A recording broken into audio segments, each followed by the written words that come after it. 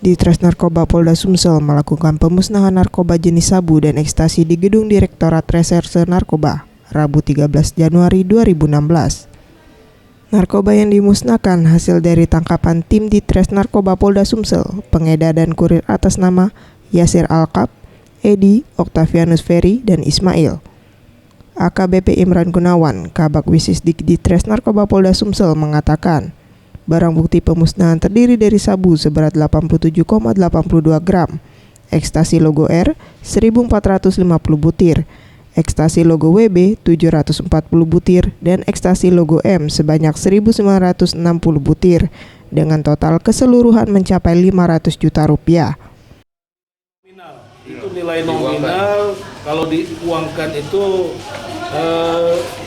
hampir mendekati 1,5 miliar, ya, karena ada yang ekstasi itu yang harganya cukup lumayan. Pemusnahan untuk awal ini merupakan langkah awal kita secara konsisten dalam memberantas peredaran gelap narkotika. Pemusnahan narkoba dilakukan dengan cara di blender.